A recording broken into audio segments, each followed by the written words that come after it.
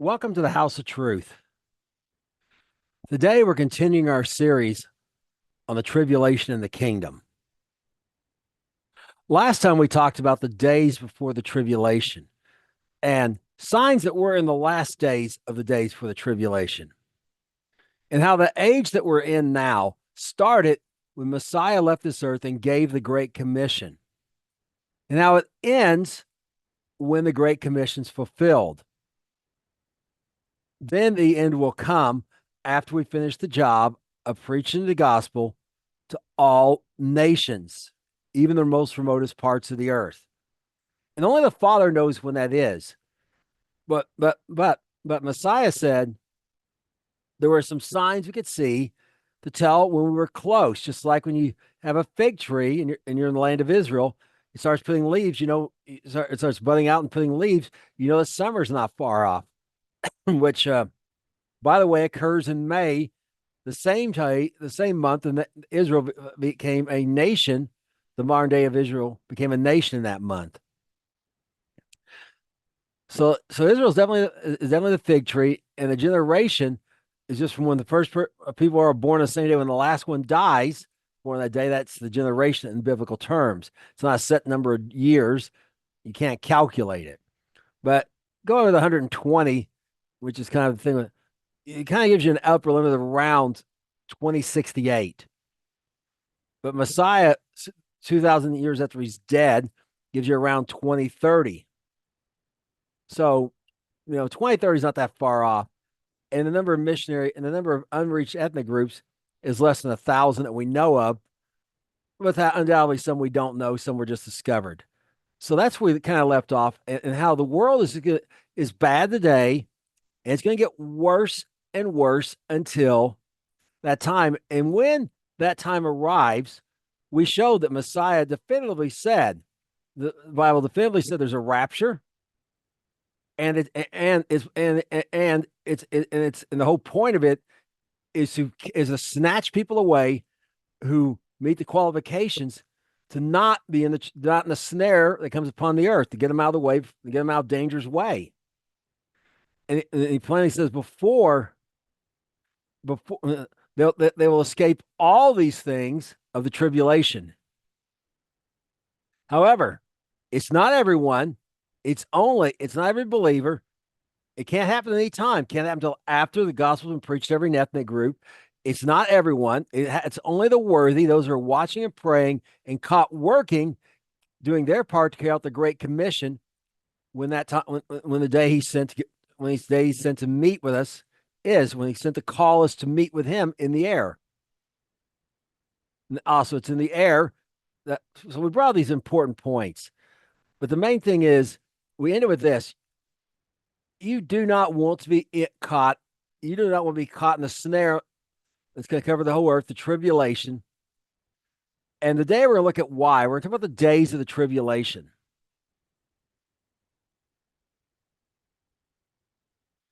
And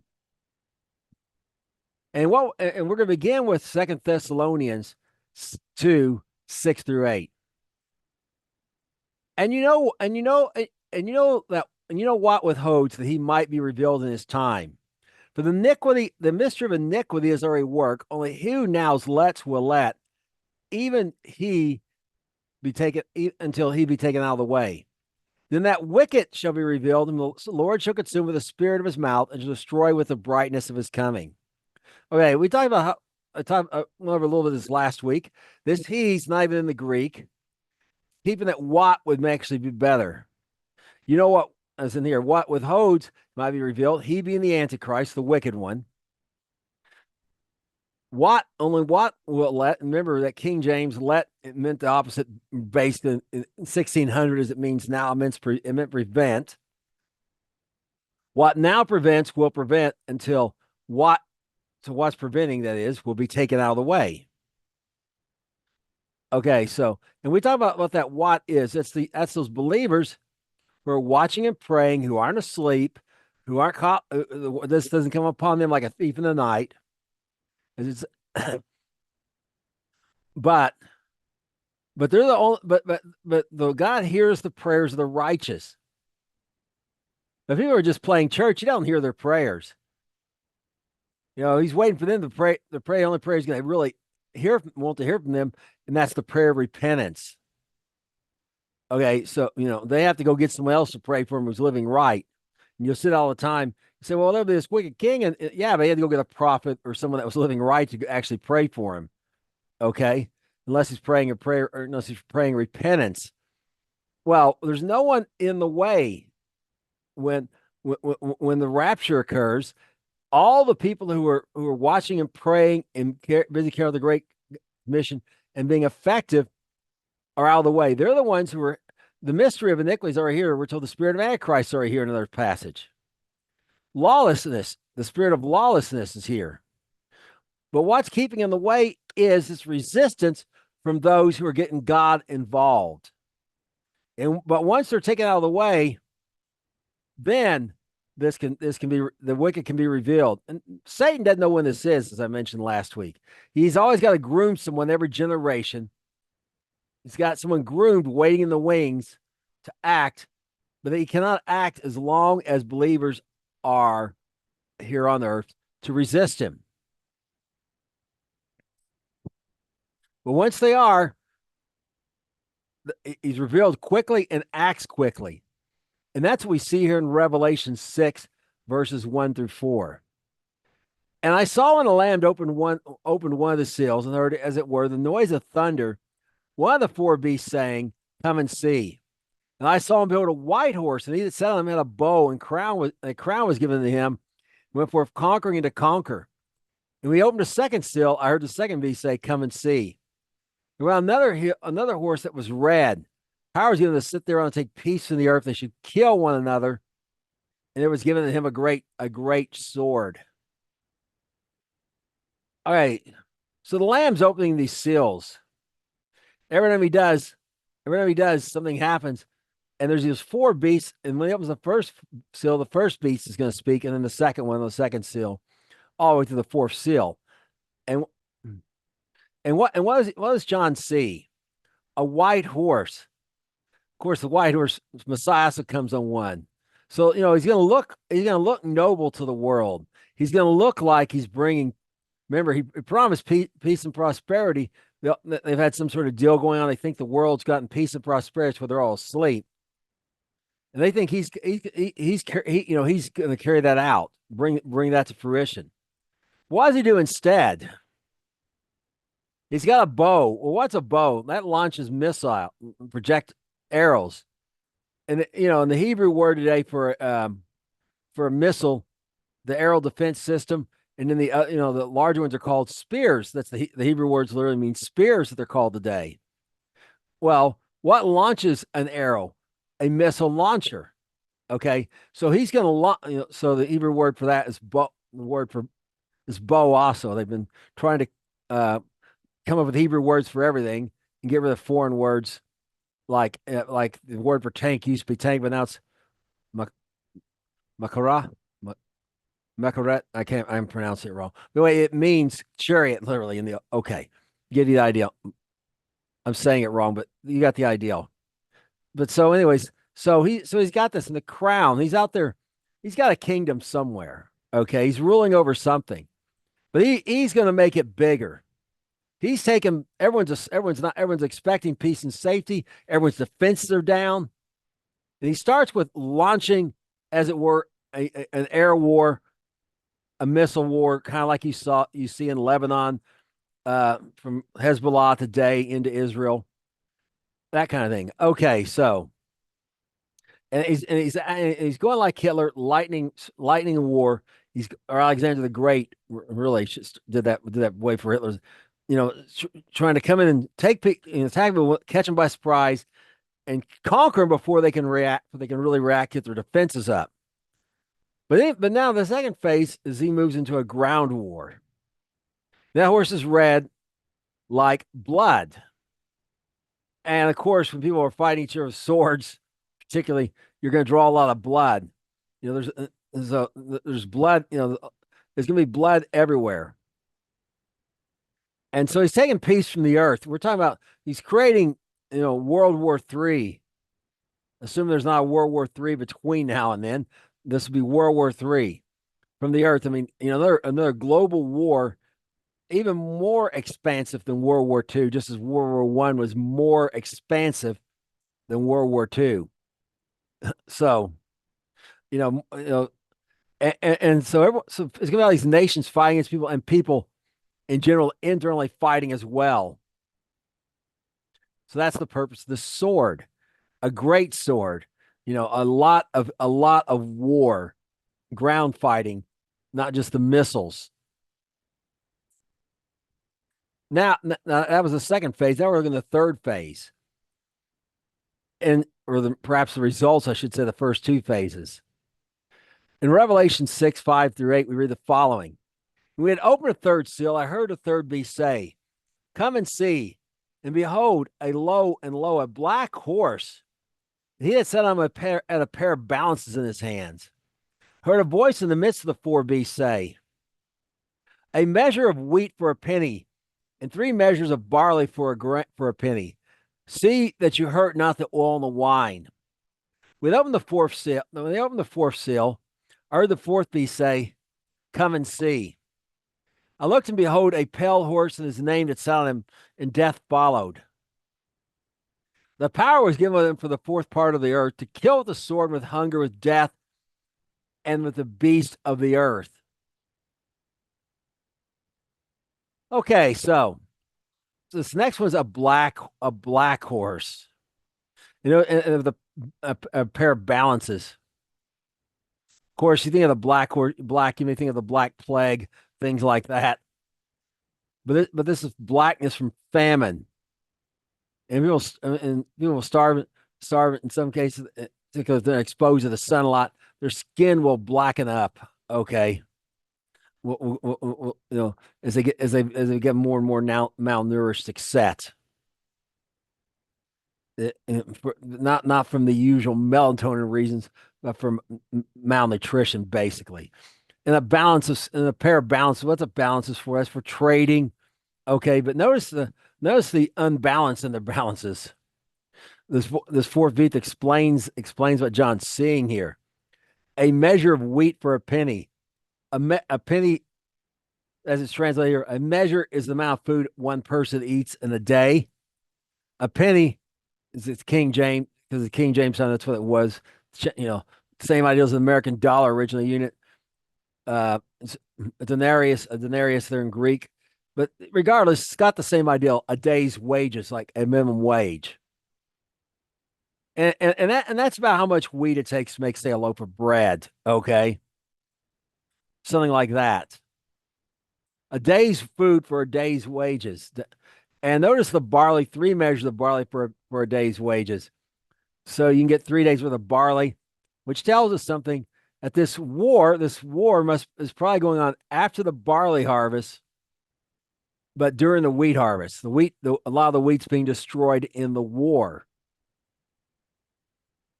And notice, not the oil and the wine. Well, that's not, first of all, think about their olive groves, wine. Sorry, grape, not just wineries. I forgot the grape fields. Anyways, vineyards. I'm sorry. There's the word I'm looking for. Vineyards, and historically, lots of wars have been fought in fields. That's what they're called, battlefields. Here in America during the Civil War, people fought, so and so's cornfield, like over in Pea Ridge, this guy's cornfield just got covered with dead bodies eventually. Pea Ridge, Arkansas, if you don't know where that is. And this kind of thing wasn't just, typically they look for a field to fight in where, level ground, etc.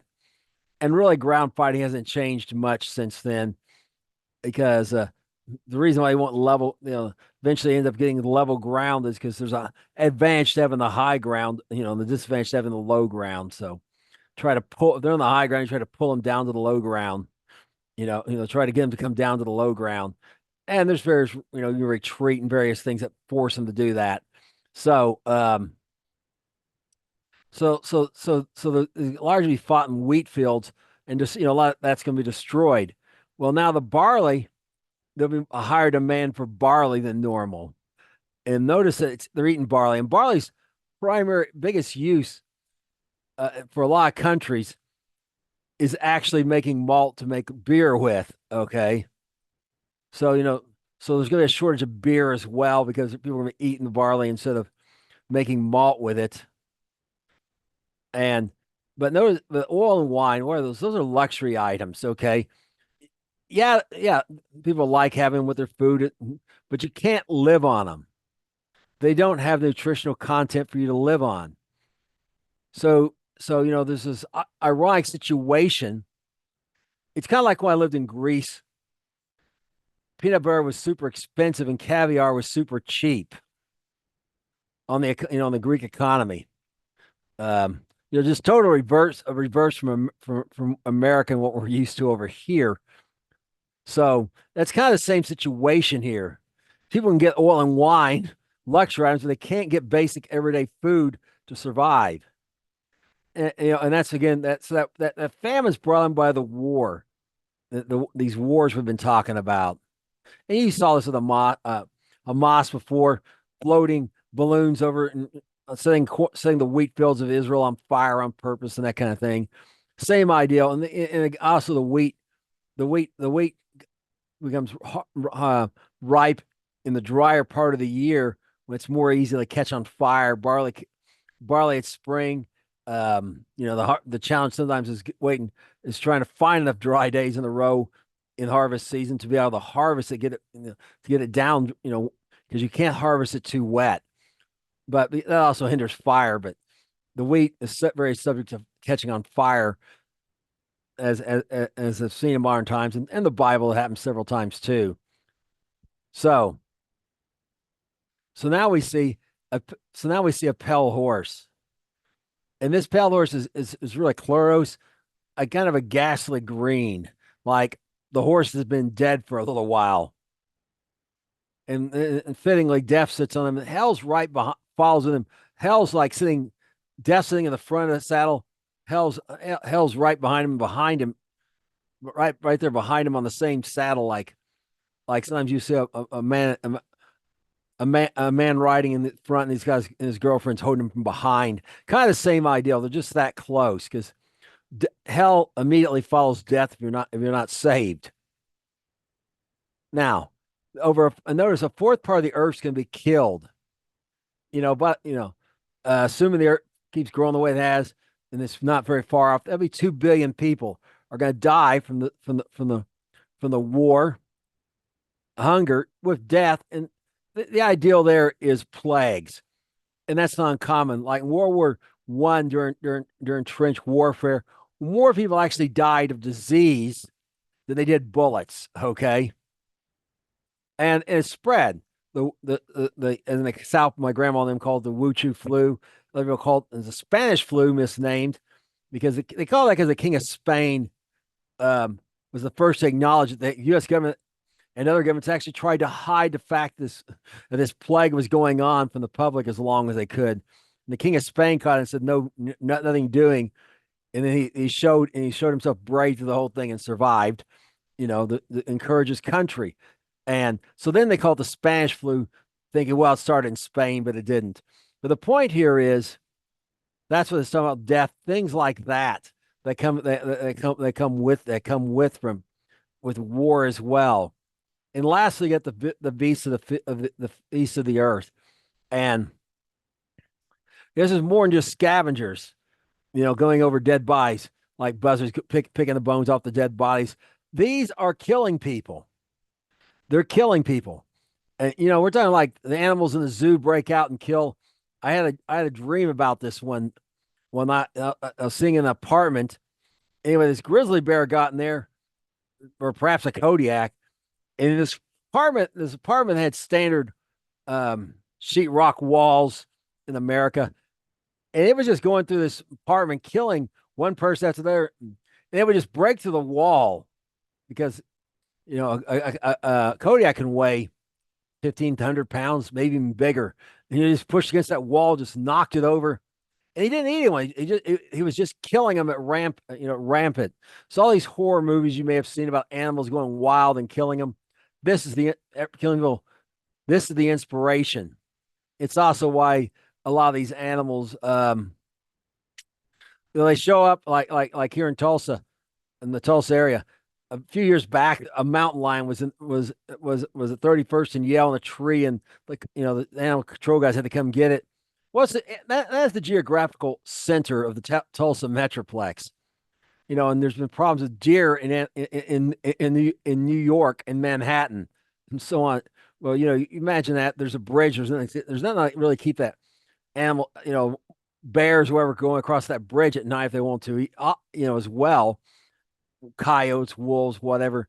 And guy can just multiply those things like crazy, if he wants to. So there's going to be this destruction by all these animals. And notice this is all during this a short period of time when the Antichrist is rising to power. He hadn't been revealed. No, he just came out of nowhere as far as the world's concerned. And now he's risen to power with a war that has killed 1/4 of the Earth's population, roughly 2 billion people. Now, now, now we're going to see what happens once he comes to power. And we're going to look, and this is going to be in Daniel 9, verse 24 through verse 24 through 27. 70 years determined upon your people and upon the holy city to finish the transgression, to make an end of sins, to make a reconciliation for iniquity, to bring in an everlasting righteousness, to seal up the vision and prophecy, to anoint the most holy. Know therefore and understand that from the going forth the commandment to restore and build Jerusalem under the prince of Messiah shall be 7 weeks, and 62 weeks the street shall be built again, the wall even in troublous times. And after 62 weeks shall Messiah be cut off, but not for himself. And the people of the prince that comes shall destroy the city and the sanctuary, and the end there shall be with a flood. And unto the end of the war, desolation is determined. He shall confirm the covenant with many for 1 week. In the midst of the week, he shall cause the sacrifice and oblation to cease. For the overspring of abomination will make desolate, even the consummation, and that determined shall be poured upon the desolate. Okay, so Daniel's question here, he knew about the Jeremiah and Isaiah and stuff. Okay, the 70 years is over. We're going back, now we're going to start going back to the land. Now what? That was his question.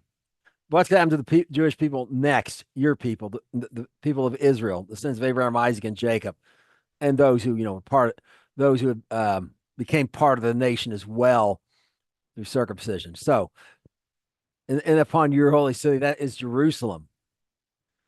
All right. Well, there's 70 weeks. There's this period of 7 weeks to put an end to all this sin and to make reconciliation and bring in everlasting righteousness. Put an end to sin for good among the Jewish peoples. The ideal here. All right, and to anoint the most holy. Well, anoint the most holy as king, as brought out here, Messiah the Prince. Okay, under Messiah. So there's this thing here. There's gonna be 7 weeks to build Jerusalem. I want you to notice this 70 weeks is not contiguous. It's in 3 sections. And 3 and 2 weeks. The street and the wall. Now Jerusalem's going to be built, and the wall surrounding Jerusalem in troublous times. That's you read in the book of Nehemiah, and that took 7 weeks, 49. And notice when that's at 49 started, when the going forth to restore it by Cyrus was given. Okay, 49 years went by. 62 weeks. Then after 62 weeks, Messiah is going to be cut off.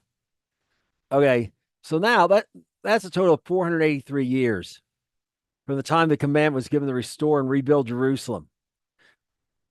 All right, now, so that and when Messiah was cut off was 483 years exactly as it says here.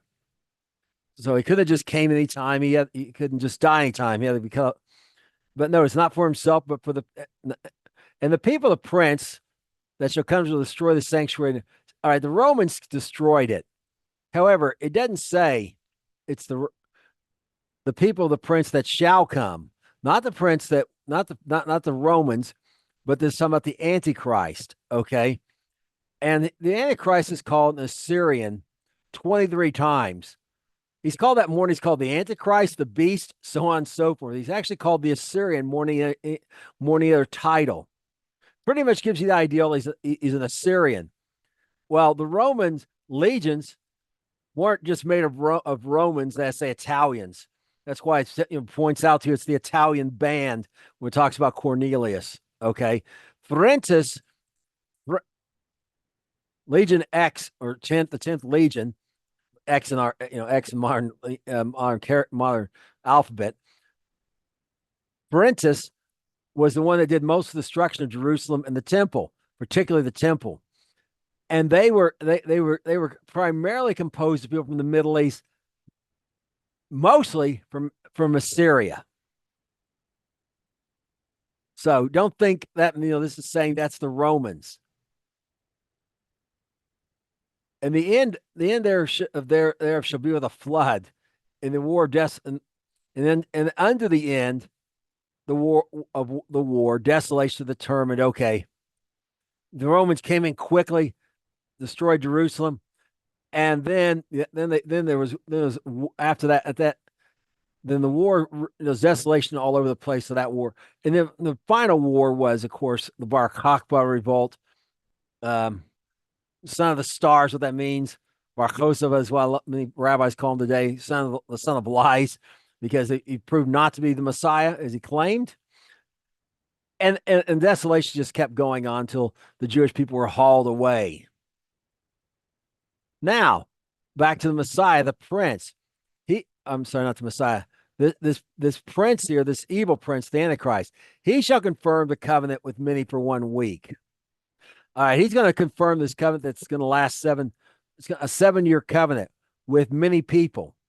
Well, he has to be revealed before he can do that. And he has to rise to power, that crown and stuff we were talking about. Nowhere does the Bible actually say the tribulation is 7 years. It says it's 7 years, this covenant. Well, there's a ramp up to it. And we'll also talk about there's a quick ramp down as well after these 7 weeks, and we'll discuss that in more detail in our next lesson. But over and all, the picture given by these fall holidays. Remember, our first lesson was Yom Teruah, the day of alarming. The world's alarmed when all these people disappear. All these people disappear, and in the midst of the chaos, confusion, the Antichrist jumps and takes advantage of that. Well, until then, the one that pictures the end of all this is Yom Kippur, the Day of Atonement. Notice that to atone, to make reconciliation, to finish the transgression, to make an end of sin, atonement. Okay. Now, if you count, that's the 10th. The first one's the first day of the 7th month. The other one's the 10th day. Well, that's 9 days between them, or 10, where you count the first day as one of the days, count 1, 2, 3, 4, 5, 6, 7, 8, 9, 10, or you count the difference of 9. So it's really a 9 or 10-year period with a 7-year period here at the beginning. So it takes 2 or 3 years before for him to rise to this power, which is still rather quick when you think about how large his empire is. It's all of Alexander the Great's empire, but it's inside. I showed this before. It's inside the boundaries of the combined Greco-Roman Empire, because the Greek Empire pretty much swallowed up the Persian Empire and perhaps even went a little further. Okay, and the Persian had swallowed up the Assyrian, and the Babylonian had swallowed up the Assyrian one. When the Romans came, they got all this land to the west over in North Africa and in Europe and stuff. So it's inside those boundaries. But he conquers all that. It takes good control of all that, whatever he gets control of, in 3 years' time. He didn't get everything inside control of the boundaries, because we know the country of Jordan escapes his hand, for example. But he kind of gives you an ideal. In other words, to say he rules the whole earth. Matter of fact, if Jordan escapes his hand, he by explicitly does not rule the whole earth. So there's no, this idea he rules the whole earth is not really true. he has a kingdom. He has a kingdom, and even that he has to fight to keep control of at times, as we'll see next week. So they grew this kingdom really quickly, say 3 years time. Now, 10 year. Now we got seven. Now 2 or 3 years time. Now he makes the 7 year covenant when he's in this place of power with many. All right, we'll stop the fighting. We're kind of a ceasefire for a week, for a 7 year ceasefire, as you will. But in the middle of it, 3.5 years into it, he's going to cause the sacrifice and oblation, as in to say, a rebuilt third temple to cease. Then there's going to be an overspring of abomination. He's going to make it desolate, just like Antiochus Epiphanes, who was a type of him, a forerunner, a foreshadowing of him, made the temple desolate during the time of the Maccabees. All the people who knew their God ran for the hills, left the temple. Those who forsook the covenant stayed. So all the worshipers of God, it was desolate of worshipers of God, and the same thing's going to happen here. It's really, he has no intention. His 7 year ceasefire deal, he has no intention of keeping it, just like Hamas did whenever they made their prisoner exchange for hostages for prisoners. As soon as they gave the Israelis theirs, and as soon as they gave the Israelis the prisoners, I mean the hostages, and as soon as they got all their prisoners, even though the ceasefire wasn't over, they started launching on attack on Israel immediately. Well, it's the same kind of thing here. The cheddar is, oh, you can build the temple, and and so on and so forth. And build the temple and so on and so forth. And Israel's going to bite the cheddar, not seeing it's a trap, not seeing the mouse trap. Now we're going to go back to the words of Yeshua, because that's our focus this year is on the words of Yeshua concerning these things. But the background, of course, is helpful to understand what he's saying. So here's what we read in Mark 13, verse 14 through 18. And when you shall see the abomination, the desolation spoken above by Daniel the prophet, standing where it ought not, let him that reads understand. Let them that be in Judea flee to the mountains. Let him be on the housetop, go not down into the house. Neither enter therein to take anything out of his house. Let him that is in the field not turn back again to take up his garment. Woe to them that are without child, to them that give suck in those days. And pray that your flight not be in the winter. Okay, so when this thing occurs, when this abomination he sets up that's going to make it desolate, it's going to make the temple desolate. When it's standing where it ought not, remember in Antiochus Epiphanes, we talked about Hanukkah last year, he set up an image of Zeus with his own face on it, And actually, we read that, actually, he didn't even set it up. Personally, the people who forsook the covenant, which were Jewish people who forsook worshiping God, actually set it up. And, and who knows, they may be involved in this as well, at least at first. So, but anyone who's in Judea, notice, flee to the mountains. Now this actually happened when the Romans came. I'll talk about that. I'll talk about a little bit more detail when I get over to Luke. But yeah, they actually fled to the mountains. They fled to a place called Pella in Decapolis. You read about Decapolis, and it was in the hills over there. But the point is, get out of Judea. Okay, modern Israel, get out of the country. And notice how quickly you got to get out. You got a flat roof. It's got stairs on the outside. You cannot go in to get anything. You do, you're not going to escape. You're going to die. If you're in a field and say you got hot, it's fall, let's say, you took your coat off. You went out, it was a little chilly in the morning, you took your coat off. You can't go back. You don't got time to go grab your coat. You just got to run for your life right then and there, or you're not going to escape. For that reason, women with children or pregnant are going to have a real problem. Those nursing babies are going to have a real problem. Let's say if they have their baby in the house, all they can do is flee. The baby is dead either way.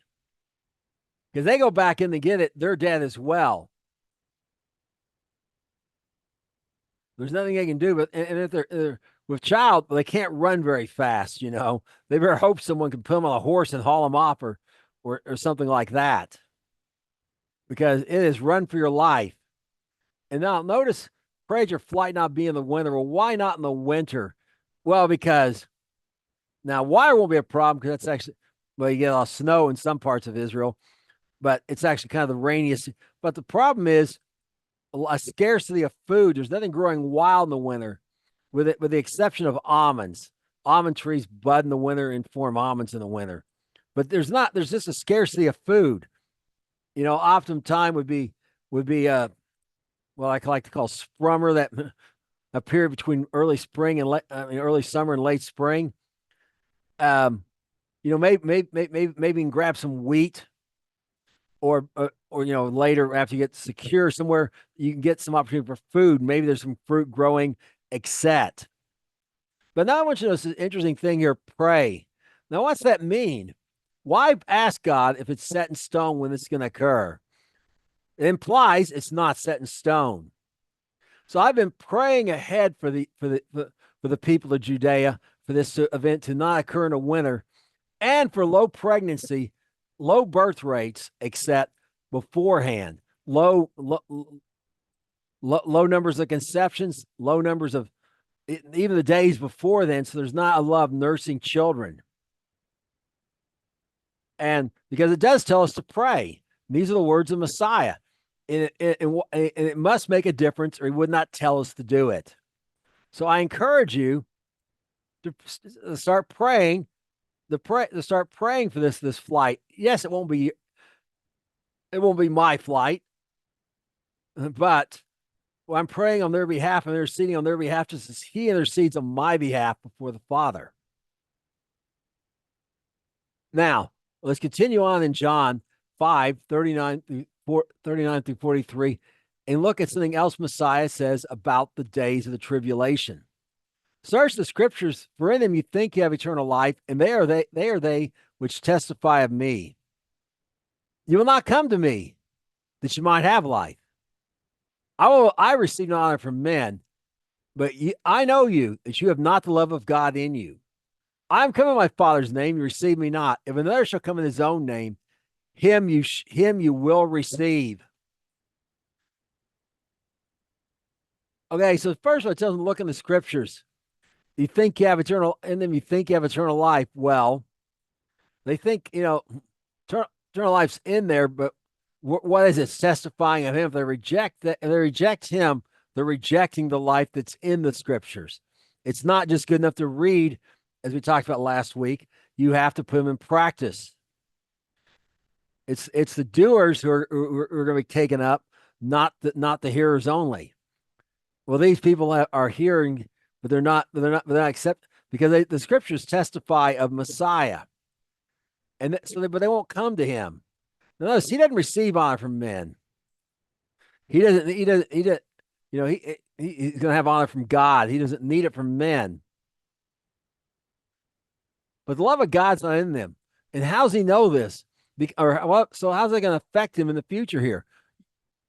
When he came in as far as name, and you received me not. It's true today. The vast majority, the religious political leaders particularly, have rejected Yeshua as Messiah.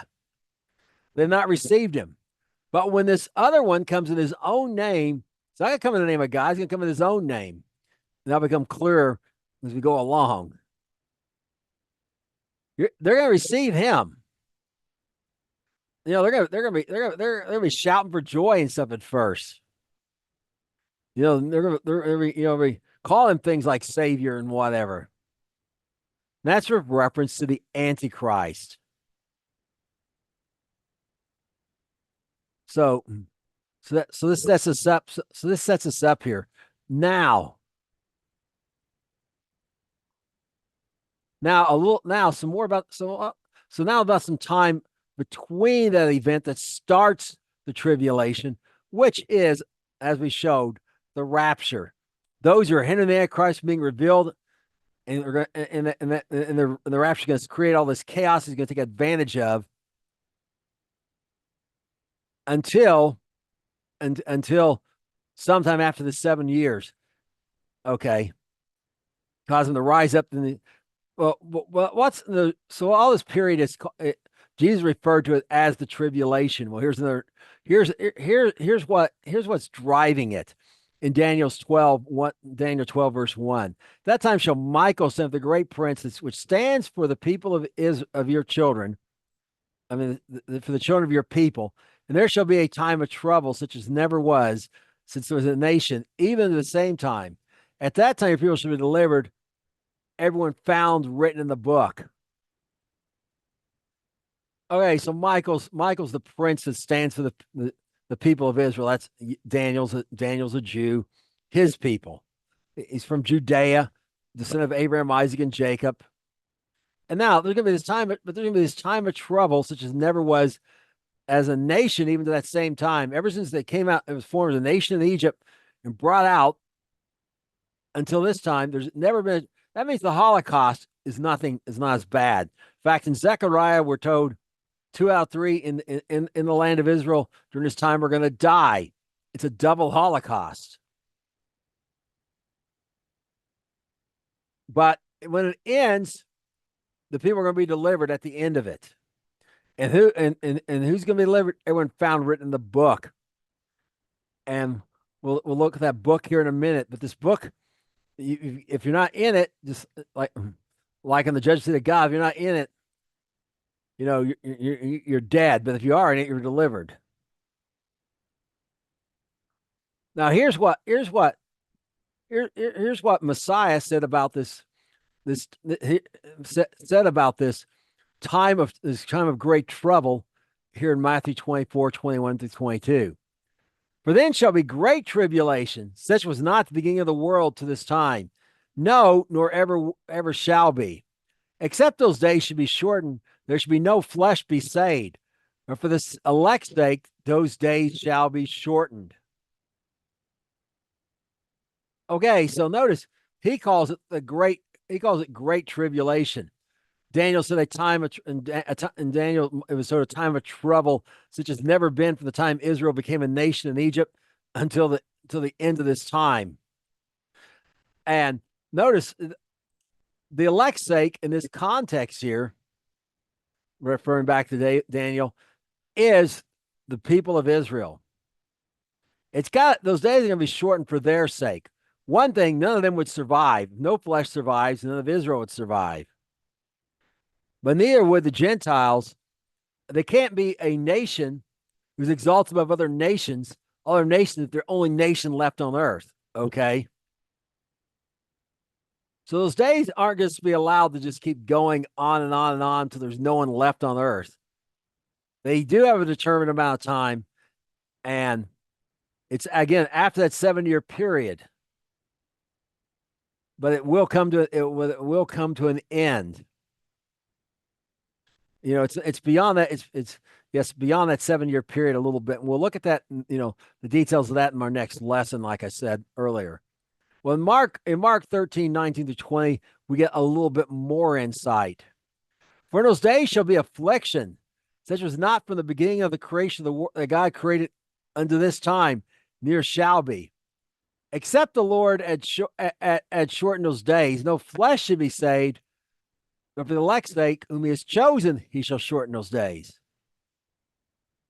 Okay, so now a little bit different, days of affliction. And notice, not just since Israel became a nation, since the beginning of creation, since Adam was formed out of the dust, there's never been days of affliction like this.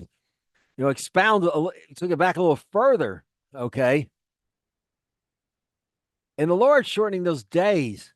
And notice the elect say, but this is a little bit different. Whom he's chosen, he has shortened those days. Okay, he's chosen.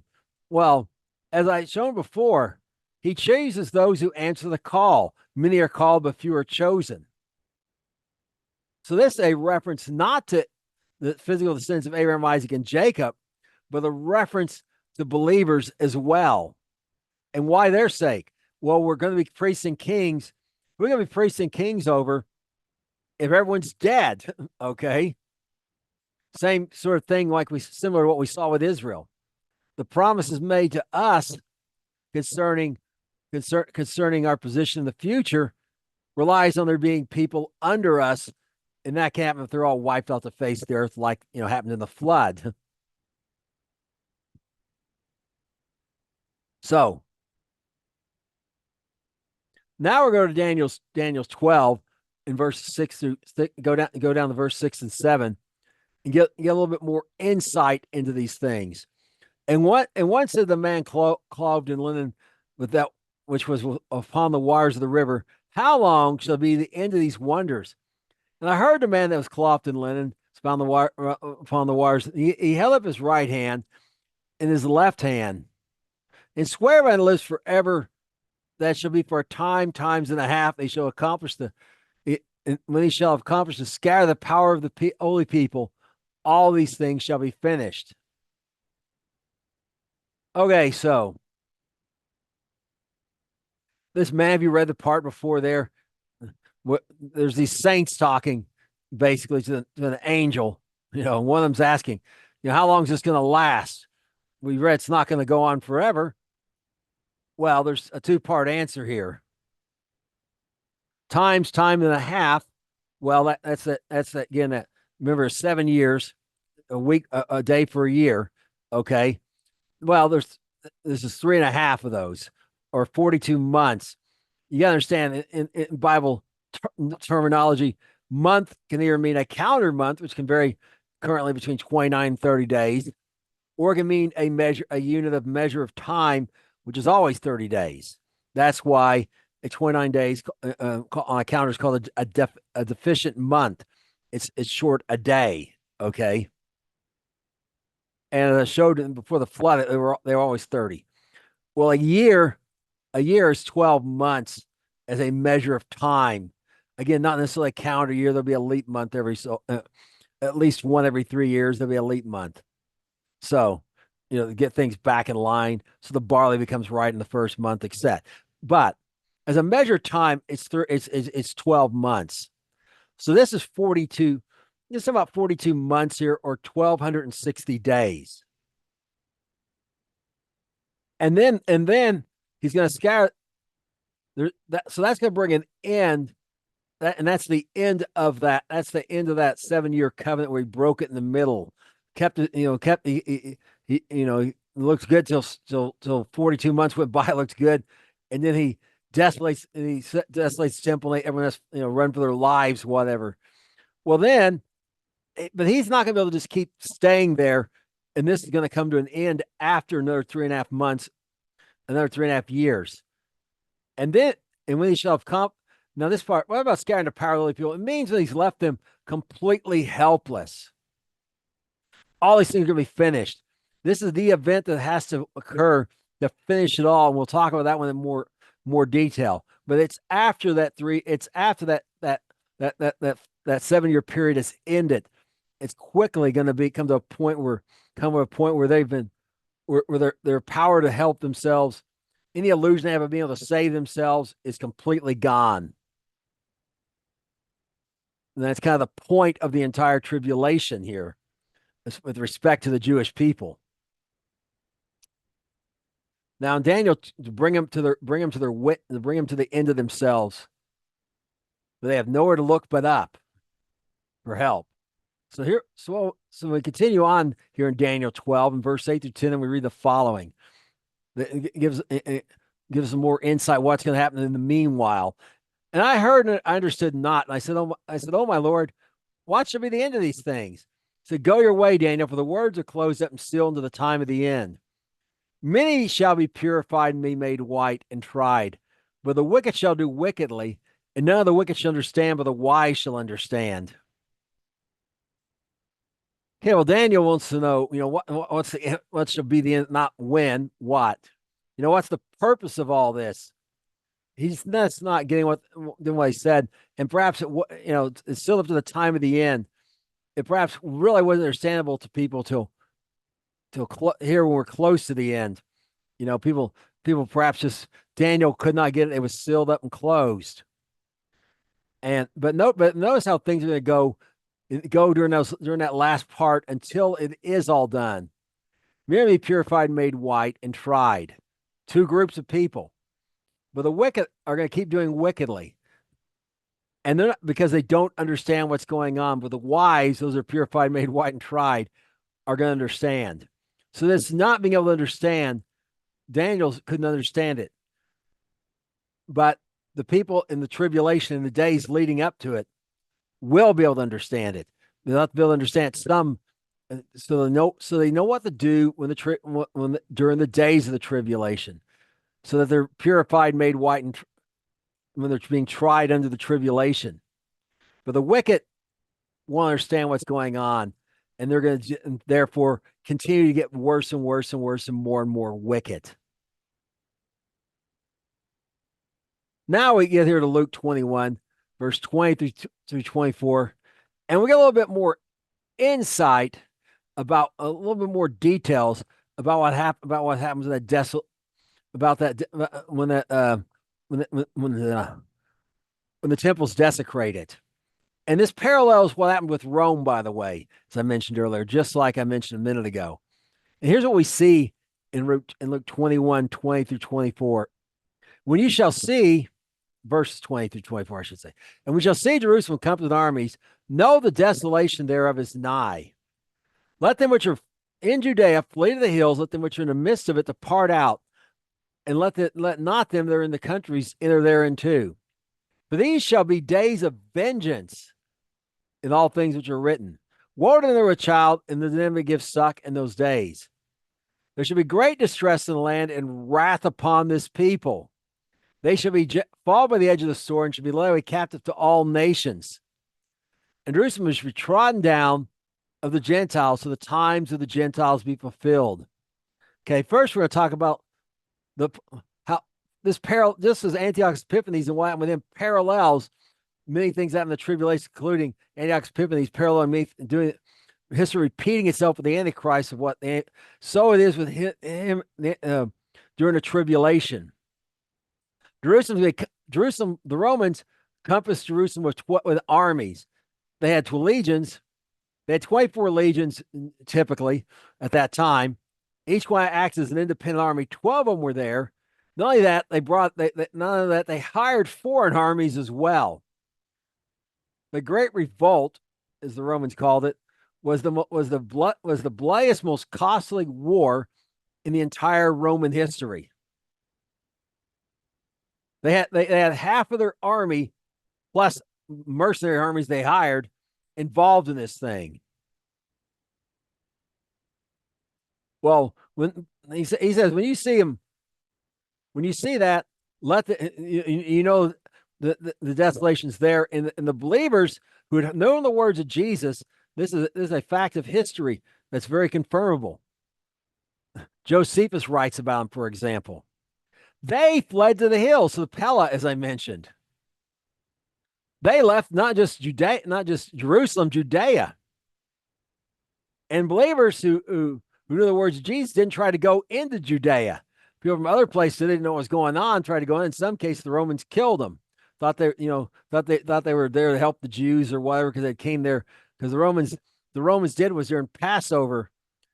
They surrounded it, and they surrounded it, and surrounded because it was packed full of people. Therefore, they'd have less food and it wouldn't last as long. And people from other places, were showing up for Passover, and the Romans killed some in some cases. But believers from out external to Judea didn't go into it either. Now, why were those days of vengeance? Vengeance for what? Vengeance for killing Messiah. Remember the words of the words that God gave Moses. I'll raise a prophet like unto you, and the people must hear him, must obey him. Whoever will not hear him will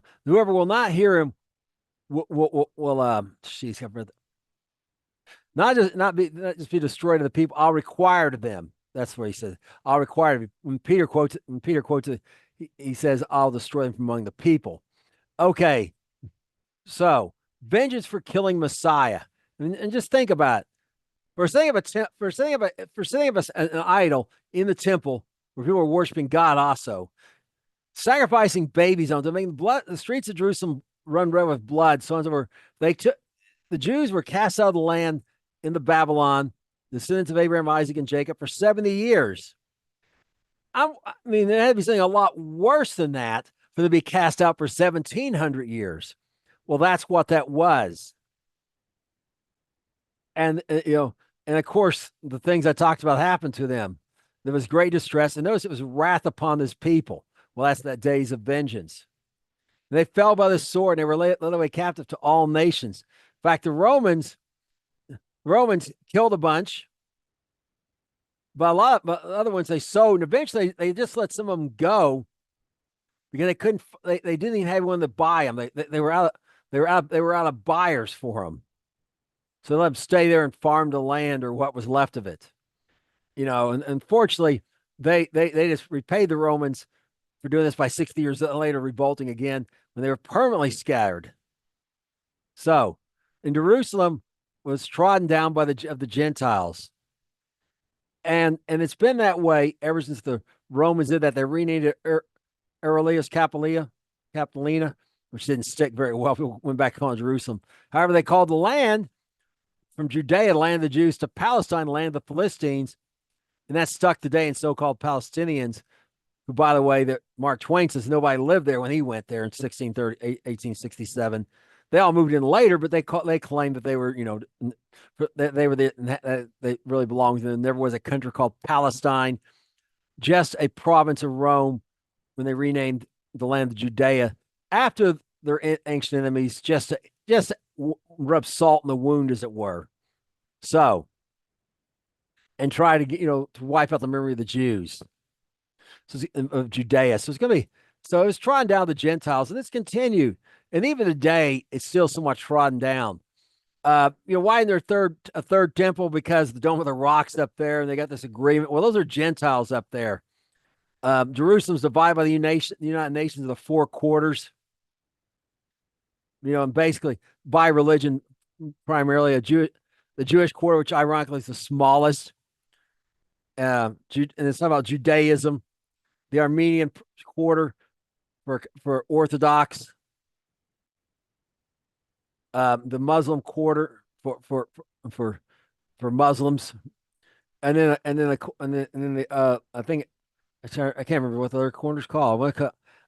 I want to say it's the Latin quarter, but anyways, it's for the Roman Catholics. Okay, so basically, but it's most of the people in those are Gentiles, even though it's the capital of Israel today, and so on and so forth. And got the embassy there. It's still and they're really not in control today as well fully.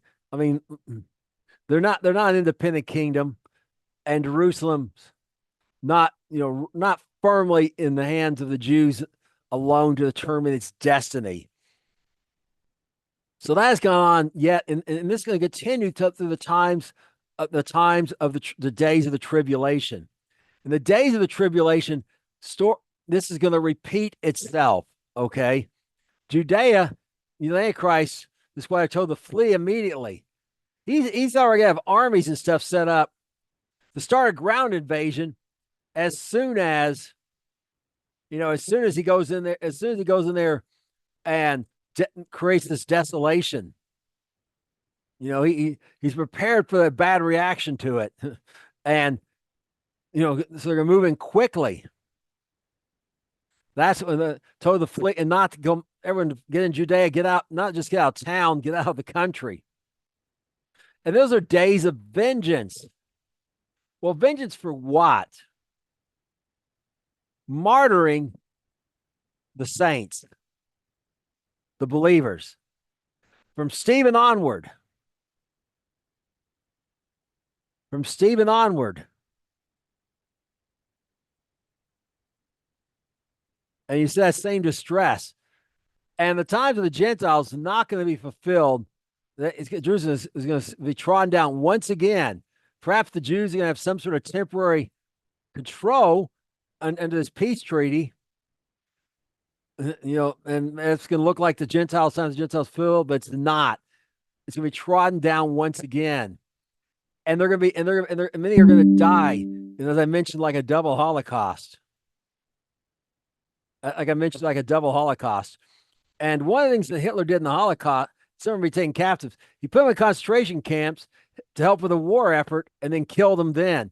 Even the ones led captive, in many cases, will be led captive with the intention of killing them later.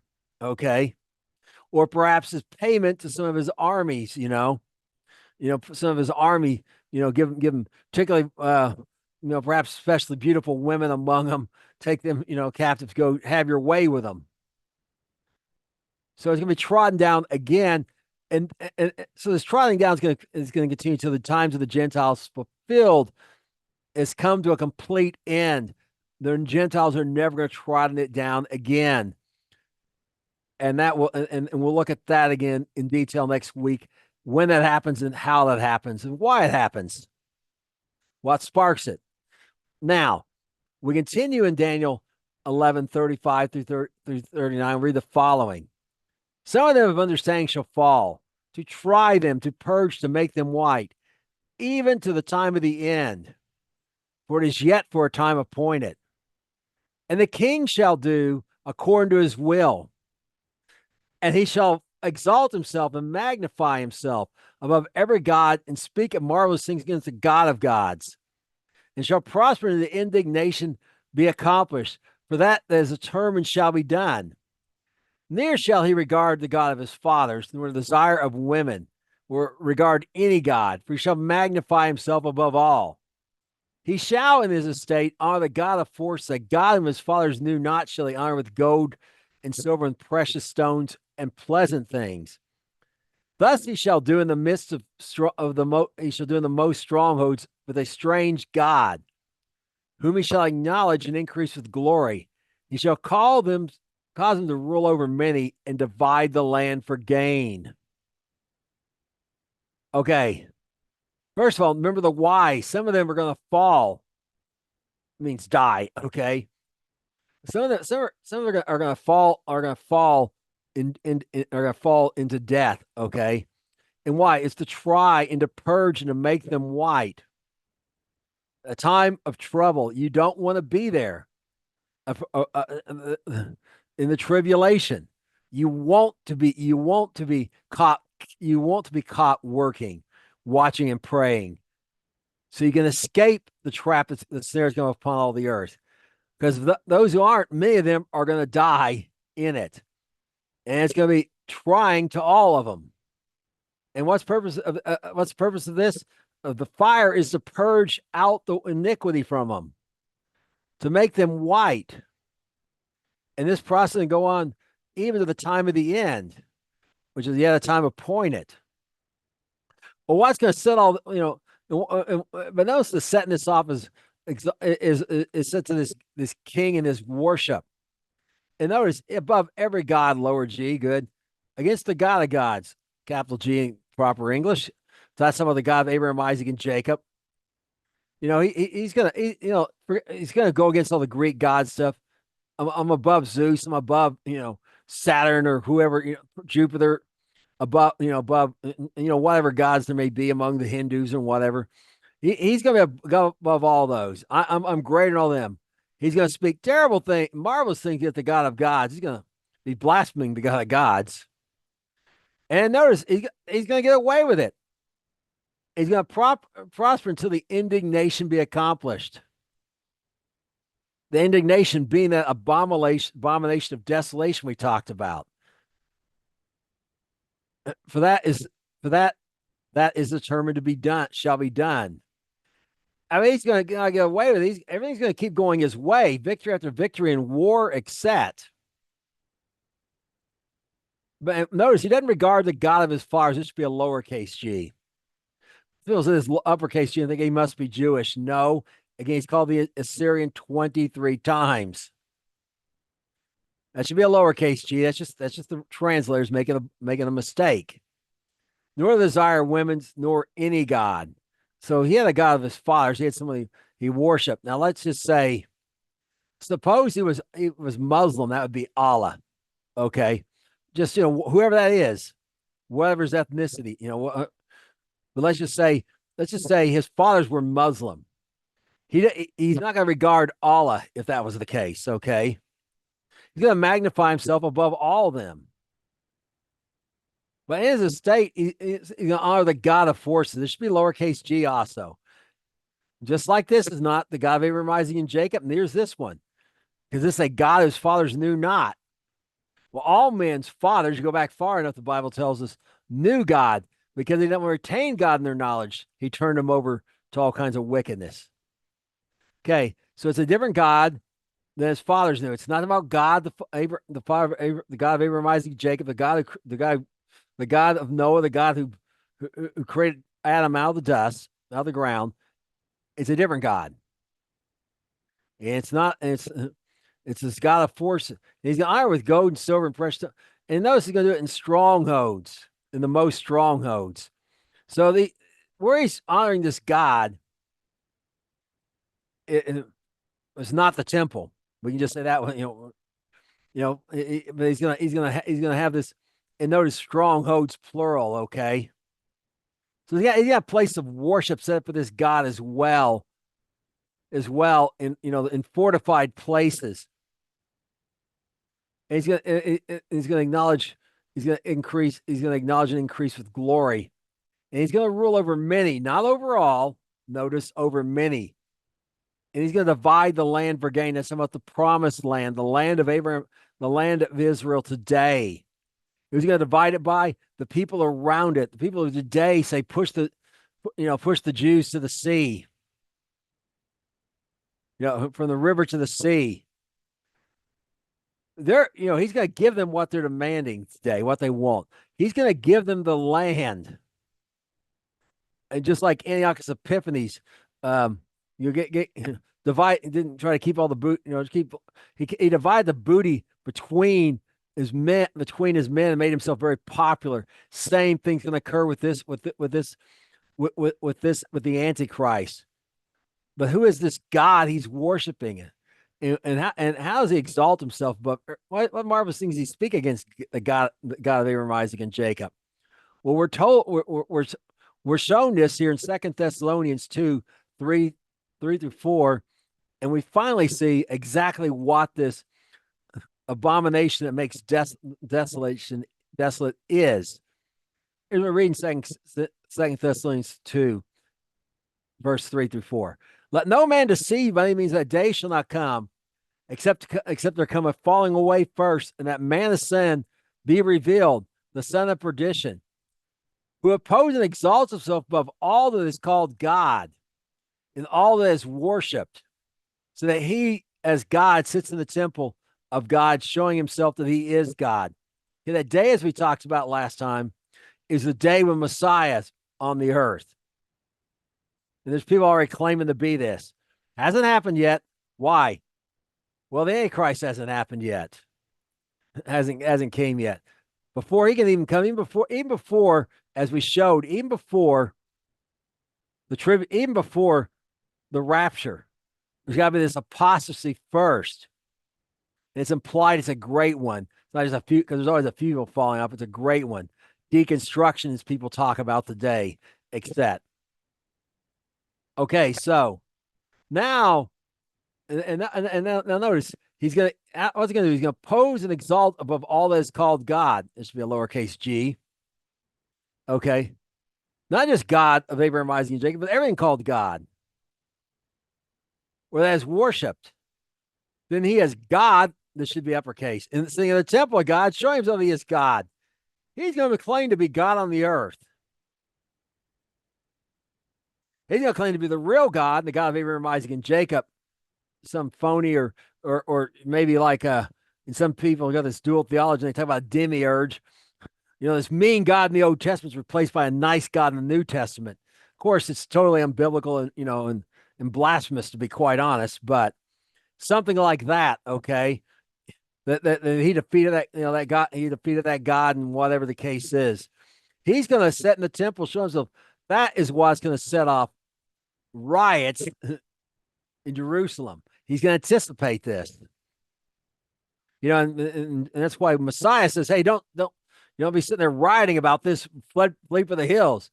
He's got to be anticipating they're going to bring in armies quickly to contain and destroy all those opposed to him, showing himself that he's God on the earth. Now we're going to talk about that God of forces. Who's that as well? We're going to talk about that as well here in Revelation 13, verses 4 through 6. And they shall worship the dragon, which gave power to the beast, and they worship the beast, saying, who is like the beast? Who's able to make war with him?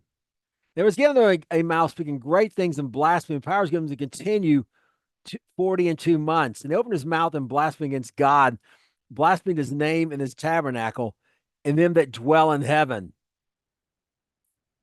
Okay. So this God of forces, notice that the dragon, which we're told further up there, is Satan. That's this God of fortresses he's gonna worship, not in the temple. He's gonna have himself sit in their temple. I'm God, but the dragon. And remember, the dragon's Satan's gonna literally come to earth. Okay, and he's gonna cause him to be worshipped. Well, he's gonna have images of him, perhaps of the dragon in there, and the world's ready for this. China symbols a red dragon. Virtually every country on earth, or every country on earth, I could say, anthropologists have found the symbol of a dragon, where it's a coatl, like the Aztecs have a feathered serpent. Even even in Ireland, where there are no snakes, there's still images on shields of dragons and or various forms. Sometimes referred to as a worm, meaning when they're referred to as a worm, they usually don't have any legs or very small legs, like kind of like the Chinese dragons, very long body and little small legs. But anyways, they're found everywhere, and idol worshippers everywhere have had this image of the dragon. You know, and the China, of course, makes a symbol of it itself for its country. So they're set up to worship the dragon, which is Satan, and indeed worship him. They're going to, and amount and this, but the Antichrist is what? Who's going to be able to make war with him? Well, he's had total victory. So he's going to continue to speaking these great things of blasphemy for 42 months after this abomination of desolation. So until the end of that 7-year period, when he made that covenant for, he's going to be allowed to get away with this. But but the end will come swiftly after that, and we'll talk about that in our next lesson. And he blasphemies against God and his name. And remember, blaspheming his name literally means, the keeper says, do not speak casually. So, but he's, he's going out of his way here. And his tabernacle, the one in heaven, because he's sitting the one on earth, claiming to be God. And then they dwell in heaven, he's talking about the saints and the angels, except, mocking them. What you going to do about it? Hey, you guys see anyone coming to rescue me? No, look at me. I'm all powerful, blah, blah, blah. And God's going to let this go on for 42 months. But he has a reason for it. And that's going to be brought out. And that's going to be brought out here as we continue looking on. Did any man say unto him, back to the words of Messiah? If in Matthew 24, verse 23 to 26, read the following. And if any man say to you, lo, here is Christ, or there, believe it not. For there shall false Christs and false prophets. There shall arise false Christs and false prophets. They'll show signs and wonders. For as much as they were possible, they shall deceive the very elect. Behold, I have told you before. Wherefore they shall say to you, behold, he's in the desert, go not forth. Behold, he's in the secret chambers, believe it or not. Okay, the false prophets are pointing to a false Messiah or false messiahs. And there's going to be, and we've had them, but there's going to be more of them there as well.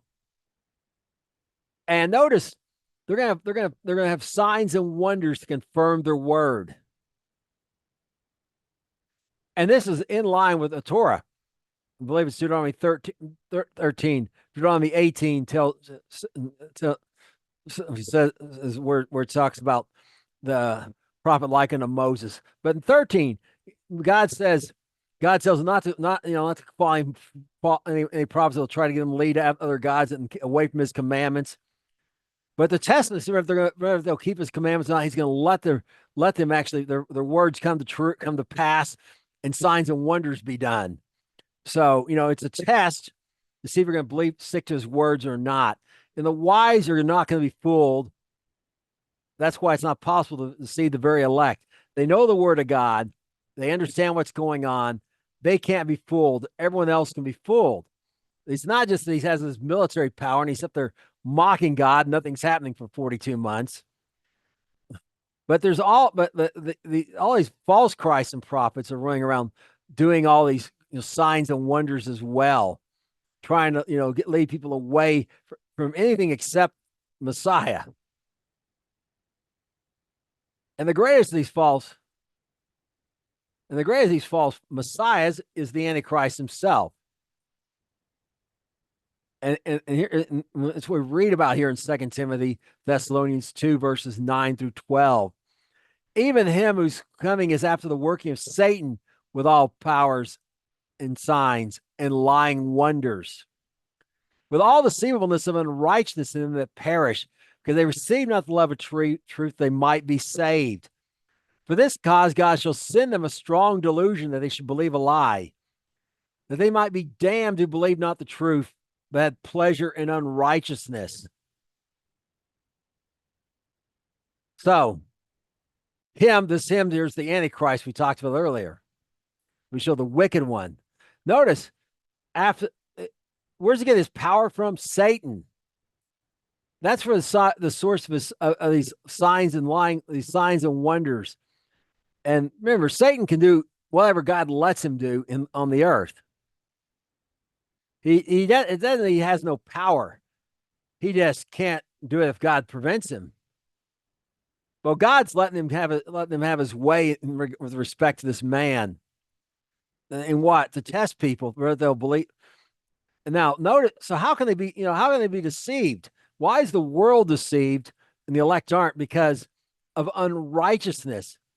All this, they're being able to be deceived. It goes to unrighteousness, to not wanting to accept they don't love the truth, because the truth says they must obey the commandments of God, as I've talked about, even in my series about the acts of Moses, the last couple of ones. We showed in Scripture that the unbelief is driven by a rejection of an effort to try to explain away, not so you don't have to keep the commandments of God. Righteousness is doing what's right in God's eyes, which is keeping his commandments. Well, because they don't want to keep his commandments, they don't love the truth. Therefore, they're able to be deceived by this. So because they reject the truth, if you reject the truth about anything, all you got left to believe is a lie. So they're going to have this strong delusion. And the end results are going to be damned. Because why? Because they didn't believe the truth. But why did they believe the truth? Because they had pleasure in unrighteousness. Sin has pleasure for a season. The cherry tastes good till the mousetrap goes off. Okay. So the mousetrap snaps.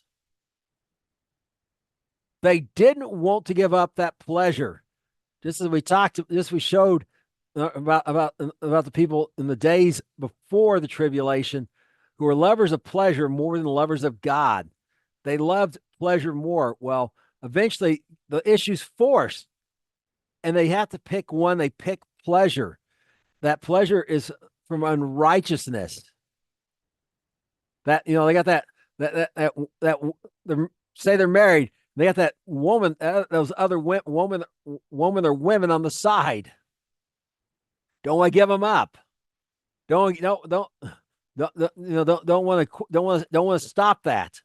Are unwilling to stop that. Unwilling to stop drinking alcohol. Unwilling to quit smoking marijuana because it makes them feel good for a little while. Unwilling to quit hoarding things and take care of other people because those things they are hoarding, coveting money and wanting other things to bring them pleasure, and not taking care of other people so they can get, because their goal is to get the thing that brings them pleasure. That's all. They want the reward that they see, the immediate reward they see that unrighteousness brings them. Therefore, they refuse to believe the truth. Therefore, they have nothing left but to believe a lie.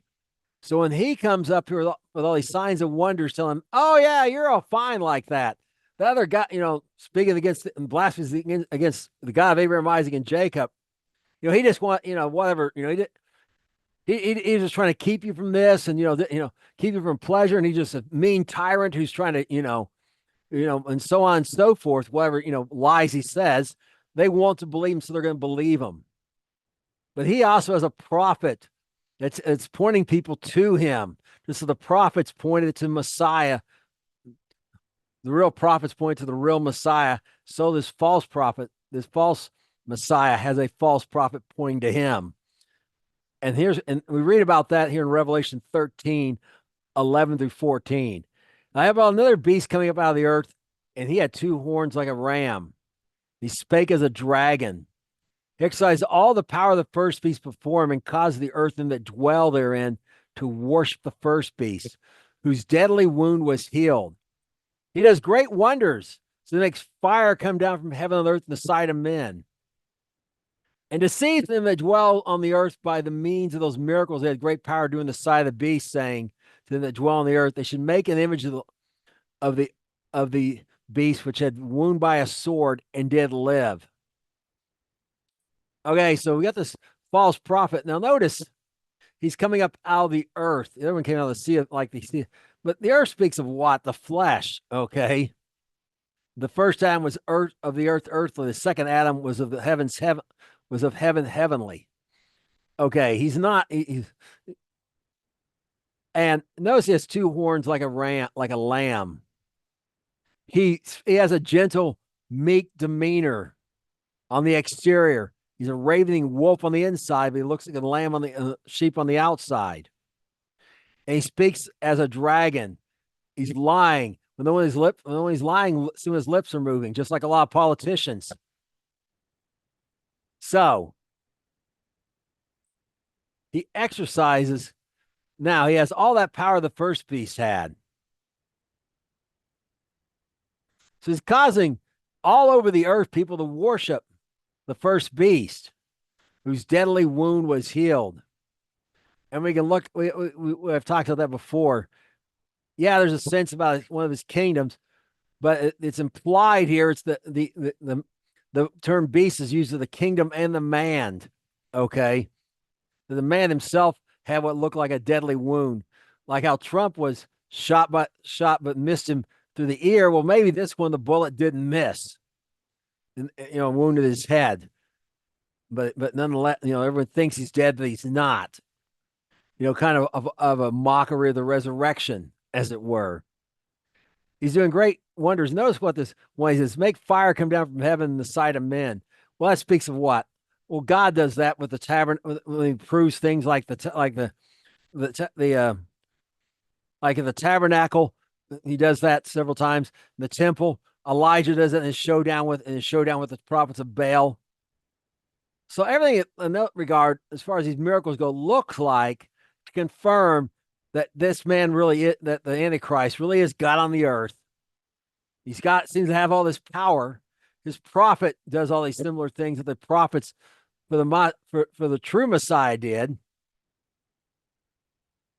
And as he does in the sight of the beast, the beast's right there saying, hey, look, that's him.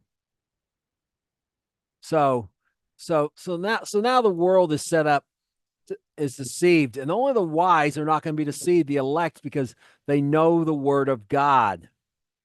Which, how'd they know that? I mean, they were asleep when the alarm went off.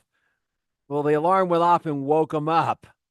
They began reading the word of God, and their numbers are going to growing, and we'll see that. Their numbers are growing, and that's becoming a new problem for the Antichrist. Because remember, what was hindering it before was believers who were actually living out their faith. Well, now he's getting a new crop, as it were. Yeah.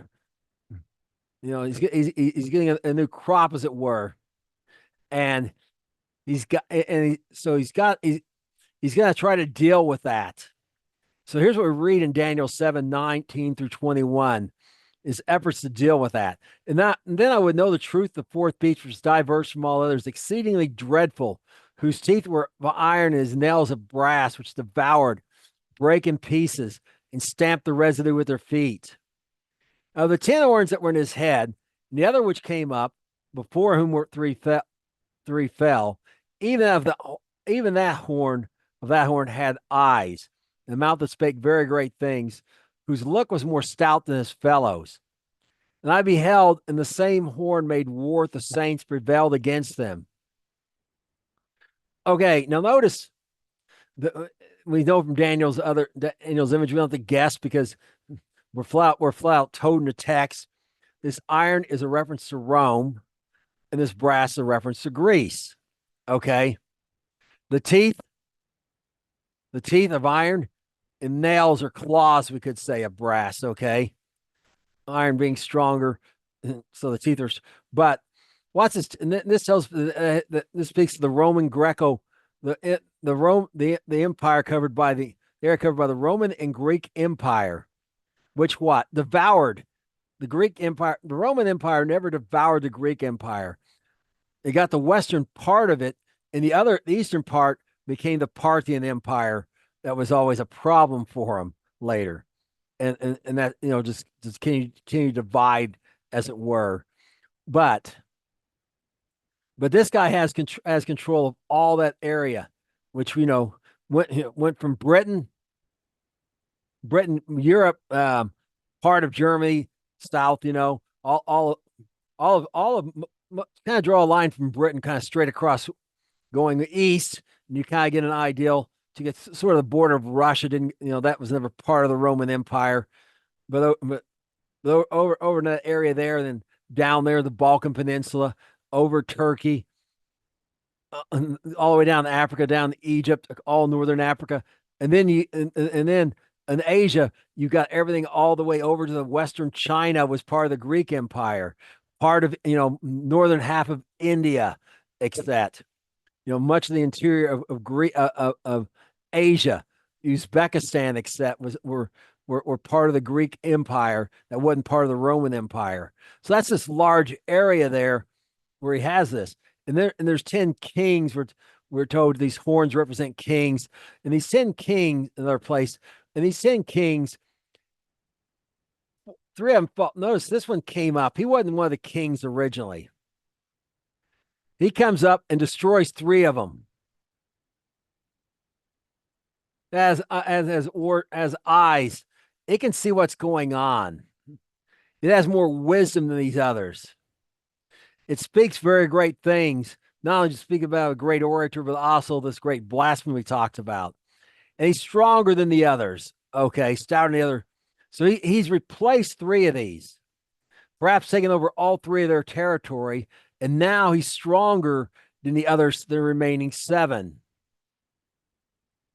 This one's the Antichrist, and he made war with the saints, prevailed against them. So he starts off with perhaps confederacy, and eventually perhaps takes over the other horns as well, or they just basically are afraid to go against him, and he may not technically be over him, but they just do whatever he says. So ends up with the same effect. Well, what's he doing? He's making war with the saints, and notice he's allowed to prevail against them. We kind of saw that earlier a little bit when we looked at Daniel. Foreshadowing of that. He is out to wipe the saints off the face of the earth, just like the Romans were at various times. Start with Nero, but it was only the area of Rome. But later, empire-wide, there were 10 of these, counting the one with Nero. Attempts to wipe the Christians off the face of the Roman Empire. And every one of them failed. Every one of them caused the number of believers to multiply. You think by the second or third, they would have figured this out. This is not working. In fact, some did. Marcus Aurelius, I think was his name. He said, "Hey, what are we doing here? Just let them be. We're bankrupting the empire," which, by the way, that's why the Roman Empire fell eventually. This got so costly, it bankrupted the empire. They were destroying pouring all their internal resources into this, weakened them so bad They were subject to external, well, first of all, internal revolts breaking apart, starting with Britain. But after that, external forces coming in as well. And even Britain broke off over this business. And that's really what they broke off over. And so, so this guy is going to, like the Roman Empire, is going to try to exterminate all the saints. And he's gonna prevail largely. He's gonna keep killing them. But just like the Romans, every time he kills one, 10 are gonna spring up in their place. Or 5, or whatever the number may be. So we continue on in Daniel. It's gonna open up people's eyes to his real nature. And we continue on in Daniel 8:20, just like it did in the Roman Empire. They weren't hurting nobody, they just killed them for no reason. Hey, we're out here, we're out committing suicide in mass because we feel like we have nothing to live for, and they got something to die for. I want what they have. That happened in the Roman Empire, in Rome particularly, and so it's going to repeat itself again with this king during the days of the tribulation. In a latter time of their kingdom, when the transgressor come, now we're in Daniel 8:23-24, talking about the same period. When the transgressors come to full, a king of fierce countenance and dark understanding, dark sentences shall stand up. His power shall be mighty, but not by his own power. He shall destroy wonderfully and shall prosper in practice to destroy the mighty and the holy people. Okay, just like as happened in history over and over again, we see the same pattern going to be repeated here. The transgressors are come to full when they've got as wicked as they can, but they're just getting more and more wicked. They're waxing worse and worse today. That's when the Antichrist can come up. Fierce countenance. People always talk about being, sing about thugging or whatever. Well, this guy is the real deal, okay? And looks the part as well.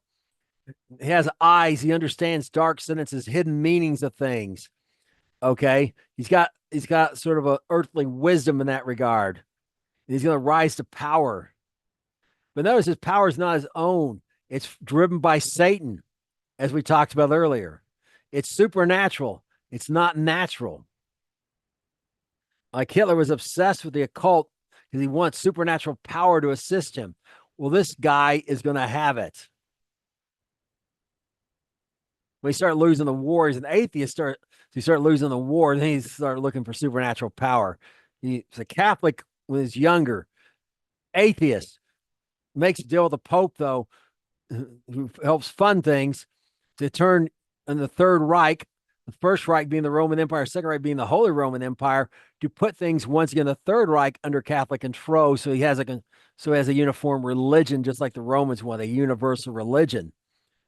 But then started looking at the occult when he's losing the war. Well, this guy's going to have that. He's going to have Satan's going to be there. And because of that, he's going to destroy wonderfully. He's going to prosper. I mean, just win. He's going to practice. He's going to do whatever he wants, what that means. And he's going to destroy the mighty and the holy people. Now, that is a reference to the saints, but that's also a reference to the people of Israel. And this pattern of history has never failed. Wherever you see Jewish people getting persecuted, Christians will be persecuted too eventually. And where Christians get persecuted, Jewish people will be persecuted too as well eventually. And that persecution for the saints, the believers, began when he rose to power. But for this Jewish people, it's going to begin when he desecrates when he says the abomination of desolation, declares himself God in the temple. And he's going to be very successful, as I mentioned, according to Zechariah, God remembers what that literally means. 2 out of 3 in the land of Judea are going to die in a double Holocaust. Now, in Revelations 13, 7-10, we read some more about his efforts to kill the saints. And here's what we see. It was given him to make war the saints to overcome them, I should say verses 7 through 10, Revelation 13. It was given them to make war with the saints and overcome them. Powers given them over the kindreds and tongues and nations. And all that dwell upon the earth shall worship him, whose names are not written in the book of the light of the Lamb slain from the foundation of the world. If any man have ears to have an ear, let him hear. He that leads into captivity shall go into captivity. He that kills with the sword must be killed with the sword. Here is the patience and faith of the saints. Okay, remember the saints are wise. Okay, not only they read scripture, they also understand God's not mocked when a man sows, he's going to reap. So he's going to be able to make war. He's going to be able to overcome. And it has power over all kindreds, nations, and tongues and nations. Perhaps all scattered inside. But remember, he's got people all over the earth worshiping him. They're carrying out his bidding as well. Just like the Pope. Well, the Pope for a long time was effectively the king of Europe, or an equal, pretty close to equal term. In fact, till Napoleon, except for the Britain who broke off on mainland Europe, in the West, they had to be crowned by the Pope to become king when their father died or whatever. But he wasn't. But he never was king over, say, North America, the Americas directly. But he had plenty of people who were there who carried out his will, like the Inquisition. It finally ended in Mexico in 1844, long after it ended in Europe. Well, that's how he's going to be able to get saints over all these tongues and nations, over all kindreds, tongues, and nations. He's got people all over the earth worshiping. Now it says, all that dwell upon the earth shall worship him. Well, not all. We got the saints here. So you got to understand, it means people in every place are going to worship him.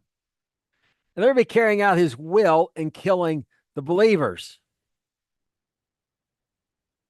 And notice, whose names are not written in the book of life slain from the foundation of the. Why are they not written? Because they've been blotted out. There's never anywhere in the Bible that actually talks about people. They're a process of writing people's names. They're only blotting out.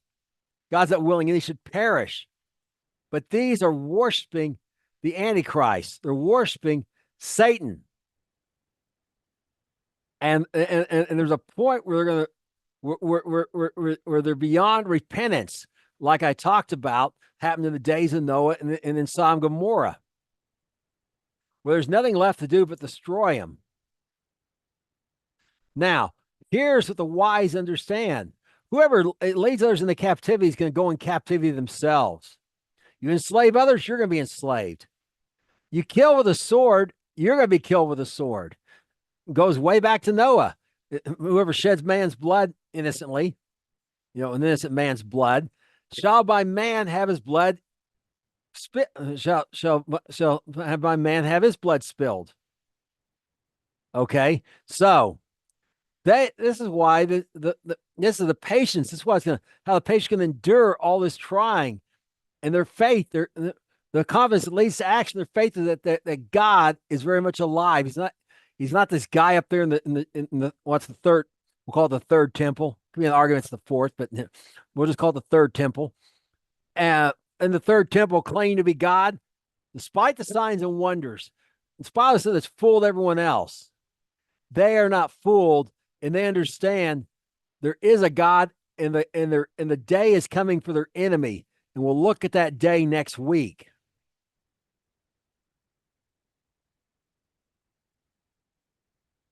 Okay, now let's continue on here. We're going to continue on here in our last section here in Revelations 7, 9 through 14. And after this I beheld, and lo, a great multitude which no man could number, of all nations and kindreds and people and tongues, stood before the throne, before the Lord, before the Lamb, clothed with white robes, palms in their hands, with a cry with a loud voice, saying, "Salvation to our God, which sits upon the throne, and unto the Lamb." And all the angels stood round about the throne. All the elders and the four beasts fell before the throne on their face and worshipped God, saying, "Blessing and glory and wisdom and thanksgiving and honor and power and might be unto our God forever and ever. Amen. One of the elders answered, saying to me, why are these which are arrayed in white? From where are they? And I said to him, you, sir, you know us. And he said to me, these are those which came out of the great tribulation, have washed their clothes and made them white in the blood of the Lamb.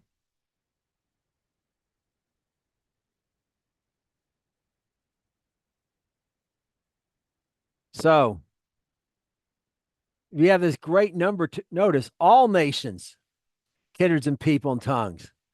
What's an echo? The gospel before the age we're in the day could end. The rapture start and the tribulation, the rapture, the alarm go off and the tribulation began. The gospel that preached to all ethnic groups. We see the same thing repeated here. It's it's going to go out to all ethnic groups again, not in a period of 2,000 years or so, in a period of 7 years. Everything the Antichrist says, all this persecution is throwing gasoline on a fire, trying to put out a fire with gasoline or with oxygen, even. Just making things worse. They run for their lives, meet new people, just like in Acts where Shaul went persecuted the saints and the saints in Jerusalem, and then later, and they scattered in Judea and Samaria. And they went and persecuted there. They scattered as far as Rome, and every time he was really spreading the gospel unintentionally with his persecution and his hauling them off to be killed. And so it will be with the Antichrist until all nations are there. And notice they came out of great tribulation. They're made white. They've been purged and made white, as we saw in Daniel. Great tribulation. Those days of affliction. That time of terrible trouble Daniel talked about. Messiah called it the Great Tribulation. And the Great Tribulation has produced them. And what's going on is there's just like the harvest of the barley and the wheat, because the word tribulation means crushing, and where it comes from is a tribuline. Now in the barley and the harvest, barley and wheat both have to have the chaff, the outer shell, the outer inedible part of them separated. With barley, it takes very little crushing. You do the same with both of them. You harvest them, get them in sheaves. Then you get the grains off. And they got that chaff on them, but you throw them. And they have a day with outside and a day that was windy. They'd throw them up in the air. The chaff being lighter than the grain, the chaff would blow away. The grain would fall to the ground, and they collect it. And do this winnowing. It's called several times with a winnowing fork. You may have never used one, but yeah, it's like a giant fork, not like a hay fork. It's shaped differently. But anyway, you use a winnowing fork to throw this up. Well, most of the barley doesn't have to be. There's not much crushing involved, but the wheat has to be crushed. The chaff is much harder. It sticks to the grains harder, and it's barley tends to be soft and pliable. By the way, wheat tends to be a lot harder, and it's got the outer coating wants to stick to it a lot more. It has to be crushed greatly sometimes to get it to separate. Well, what they did in Messiah's day to crush it was they wrote a thing called a tribuline. So we get the word tribulation from the crushing. Tribuline, buline. Okay, that because there were 3 rows of sharp rocks. So you had a board. You had a board laying flat and parallel to the ground.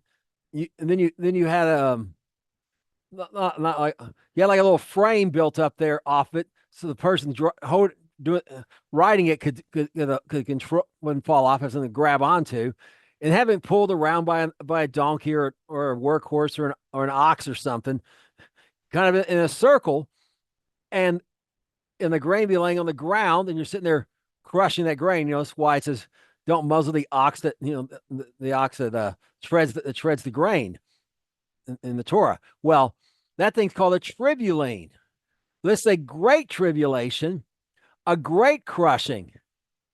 These hard-headed people who didn't want to, who wouldn't just, that wind is the Holy Spirit, who wouldn't just give it, who just weren't soft and pliable and go along and respond to the Holy Spirit alone. They make people, they say, well, I had to learn the hard way. Well, as we saw in Proverbs, that's the definition in the Bible of a fool, as opposed to a scoffer or a simpleton, which a simpleton's uneducated. A scoffer can't even learn the hard way. You're saying you're a fool. Well, these are the fools that God's saving nonetheless. They say they got to learn the hard way, so he's giving it to them. And they're finally going to be purged of that iniquity, that desire to do unrighteousness. But at least they learn, unlike most of humanity, which are a bunch of scoffers. And we'll talk next week about how he deals with the scoffers. But this is how he's dealing. I mean, if you want to think of the simpletons, that was all of us before we heard the word of God. But the ones who didn't move to the full level heard and said, oh, and responded to the prompt of the Spirit and took it seriously, went wholehearted at obeying, watching and praying and doing their part to carry out the Great Commission. The fools made excuses, except now the crushing is crushing to separate them from the scoffers who can't even learn the hard way. In fact, the scoffers will get worse and worse. And we'll see that next week. Now, we finish here with Revelation 13, 15 through 17. And power is given unto the image of the beast, that the image of the beast should speak and kill, should both speak and cause as many as will not worship the beast should be killed. And he causes both small and great, rich and poor, free and bond, to receive a mark on their right hand and their foreheads, that no man might buy or sell, save he that had the mark and the name of the beast and the number of his name. Okay, I want to bring out one thing I think I missed right here. Why is God letting this go on? Till they're all killed, okay? Till all be fulfilled. Just like he let the gospel continue to be preached. The tribulation couldn't start until every because he wasn't willing for any to perish, giving an opportunity to people of every nation, kindred, and tongue, kindred people and tongue, every ethnic group. That's why it went on. So that's why it's going on. That's why it's going.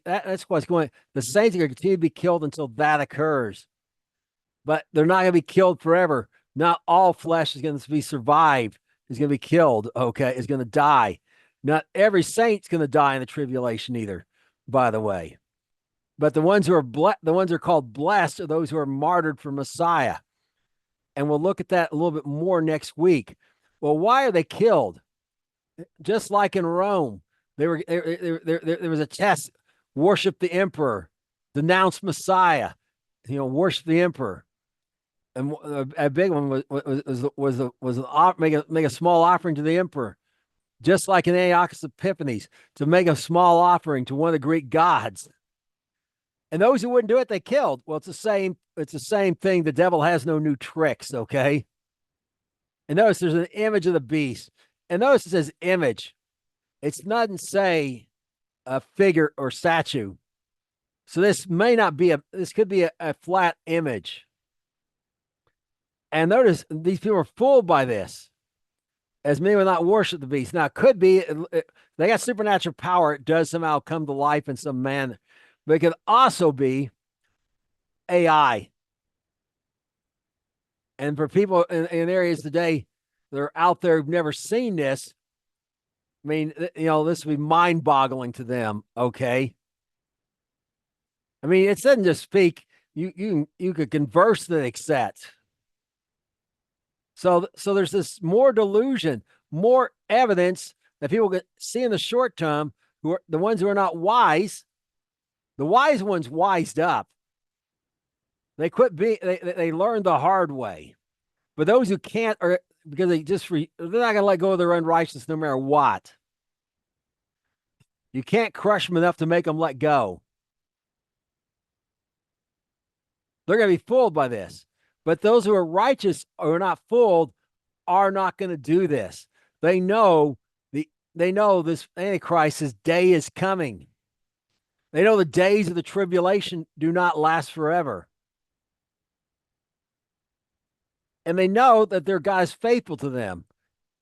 And that's why they're not going to take this mark. Now, first thing with this mark, people for thousands of years said, this is skeptical of the Bible, so this is crazy. How can anyone enforce such a thing where people couldn't buy or sell? Well, with cyber money, if that's all you have, you get rid of currency altogether. Be pretty easy, really. All your money is stored, stored as a figure in a computer somewhere, like bitcoins and that kind of technology, or just a simple bank account for that matter. I go for months, never use cash. I have sometimes 2 or 3 years, never even touched cash. And if I have a card or whatever. But take that step further. Okay, now let's say there's a chip implanted. All this technology exists today, by the way. Prince Charles and his sons have a chip in them. They're chipped just like pets, so MI5 and MI6 can track them anywhere. In Europe, people have a chip in their hand, and they go to bars who are equipped with the equipment. They can just wave their hand to pay for a drink. It takes it out of their bank account. Well, if all money's that way, you can't do it. And the thing about those things they chip them with, they're powered by lithium. If that thing breaks and gets in your bloodstream, it'll kill you. Well, there's 2 safe places they found to put it. In the right hand, a certain location of the right hand, I think down here by the thumb and forehead. But those of them don't have a right hand. Their head's cut off, whatever. The forehead also. Now, why a mark? Well, first of all, everyone can see who's on Team Satan real easy. They're marked. But also, perhaps there's a scanner that tells them where to scan at. If there's some sort of, if it's not self-checkout, there's someone actually has to scan you. And this mark, notice it could be a mark, a name, and a number. And it's possible for it to be all 3 of those 3 at once. And why I say that is our numbers we got today are Arabic numbers. They're called that because in Arabic they're actually letters, just like Roman numbers. Roman numerals are made out of Roman letters. Well, in most languages are that way. Hebrew's that way, except. Well, we said, hey, let's take some of these things and have them be only numbers. So they pull the Arabic ones. The word Allah, if you've ever seen it, looks like a mark. If you can't read Arabic, don't recognize this because the way the cursive it seems hard to tell to somebody who's not trained. Where one letter ends and another begins. Well, Allah is actually a name, but in there, standing up in three spots, kind of prominently, is the number 6. Okay, so that's I'm not saying that this guy's going to claim Allah is going to be the name here, but I am saying it perhaps a foreshadowing, and definitely shows how it's possible for something to be a mark, a name, and a number all at the same time.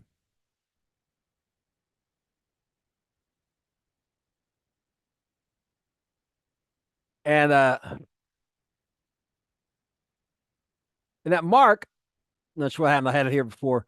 That number is 666, by the way. And the ideal here, 6 being the number of man created on the 6th day. Father, Son, Holy Ghost. 3, man is God. And there's an unholy trinity here as well. Satan, Antichrist, false prophet, who are kind of fulfilling similar roles.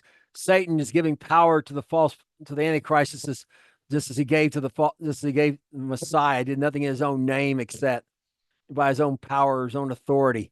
The false prophet, also got power from God. The prophets got power from God to confirm their message. So does the false prophet get from Satan to confirm the message that the Antichrist, is God on the earth. So, you got that same picture there going on. So, the everyone but the wise are going to do this. Now, how the wise going to be taken care of? There's people out there think, well, they saved up for the tribulation. Come on, 1/3 of the forest is going to be burned. How you're cabin in the woods in that 1/3? Every island sunk. You, I mean, except no, God's going to take care of them supernaturally. He's able to do it. He fed Elijah with ravens fed Elijah. Okay. He sent quail out of the sea, as we read recently. He sent manna from heaven. What little food they have can be multiplied, like Elijah did with the cruse of oil, with the widow of Zarephath. The cruse of oil and a little bit of meal, the widow of Zarephath, like Messiah did with the fish and the loaves, and perhaps other ways that we don't even know about. But all those things that we've seen in Scripture happened could very well happen again. So the wise will know they don't. How will they be able to resist not doing this? They know that God's not going to let them starve. They know He's going to take care of them.